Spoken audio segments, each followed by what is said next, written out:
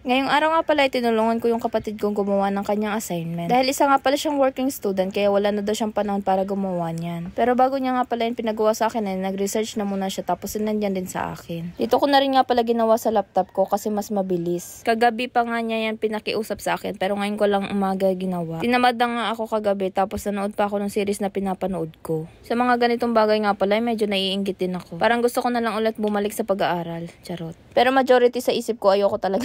Meron kasi akong anxiety and ayoko rin yung makadagdag sa isipin ko pa. So, dito na lang muna ako sa patulong-tulong lang ng assignment. Mag-alas 10 na din nga pala niyan at medyo nagugutom na rin ako.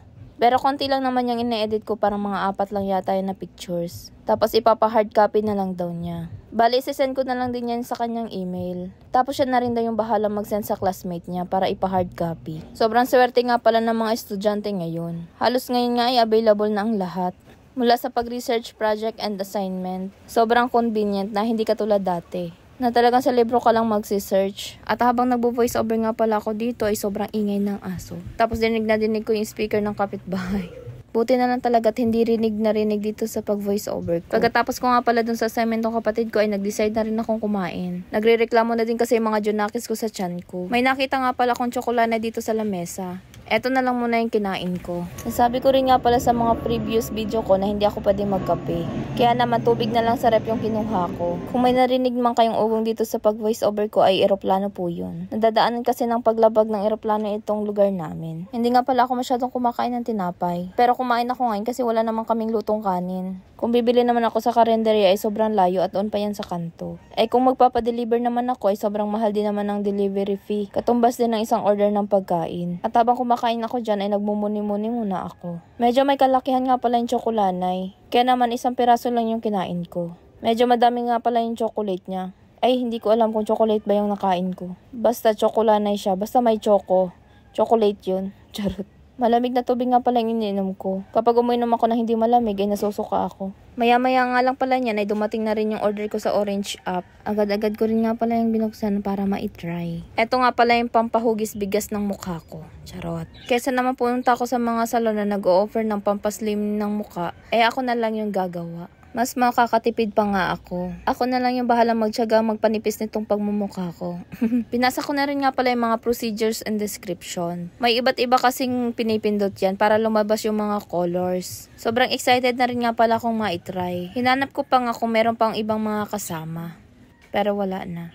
Natuwa nga ako kasi type C na din siya. Dali-dali nga pala akong lumabas para pumunta sa aking kubo. Naandun kasi yung power bank ko at gusto ko nang ma-try yung aking beauty. Naisipan ko nga na power bank yung gagamitin ko kasi full charge siya. Hindi ko din kasi mahanap yung aking adapter kaya yan na lang munang power bank. Pagkakuha ko nga pala niyan ay pumunta na agad ako sa loob ng bahay namin. Eto nga at binasa ko ulit yung mga procedures niya. Sa manual nga ay mababasa mo yung iba't ibang features niya. Kung para saan yung mga lights niya. Meron kasi siyang 3 color. Red, violet, and blue. Kung gusto mo magpahugis bigas, yung blue yung gamitin mo. Nabili ko nga pala ito sa Orange app sa halagang 640 pesos. Kinuha ko na rin nga pala sa rep itong aking coco berry na pampadulas sa mukha. Yan kasi yung gagamitin ko. Hindi pa man ako nagsisimula ay na-disappoint ako ng very light. Dapat pala i-charge muna. Sa Facebook ko nga pala ay nagpost ako doon na binibenta ko na yung XS ko and iPhone 11. May nakabili na rin nga pala. Yung XSA yung kapatid ko yung nakabili. Agad-agad ko nga pala binalot para naman maipadala na sa Manila.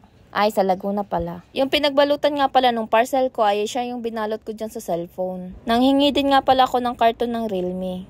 Nawala na kasi yung karton nitong iPhone ko at hindi ko na maalala kung saan ko nailagay. Ipinadala ko na din nga pala yung 4 na casing niya. Para hindi na bumili yung kapatid ko at magamit rin niya agad. At bago ko nga pala yun maipadala sa kanya ay dinownloadan ko muna yun ng mga apps. At syempre ginawan ko na rin siya ng iClouds. Good timing nga pala yung parcel na dumating sa akin kasi may pangbalot ako dito sa aking papadala. Hinahanap ko nga yung gunting dyan pero hindi ko na mahanap kaya ngipin ko na lang yung ginamit ko pamputol niyang packaging tape. At kung napapansin nyo din nga pala, yung black na plastic ay yung ginamit sa parcel ko kanina. Diba? Sobrang recycle tapos sobrang resourceful ko pa. Charot. Ginamitan ko nga pala niya mga kailang beses ng packaging tape. Nilagyan ko din nga pala yun ng mga butlig-butlig na cellophane. Hindi ko alam kung anong pangalan nun. Basta nilagyan ko siya ng ganun para secured talaga. Tapos hindi pa ako nakontento kaya yun binalot ko ulit ng makailang beses. At sa hindi inaasahang pangyayari, sumabit yung plastic dun sa kuko ko. Tapos biglang bumukas, sobrang sakit. Ibinalot ko pa nga pala dyan sa itim pa rin na plastic para sobrang sure na sure, di ba?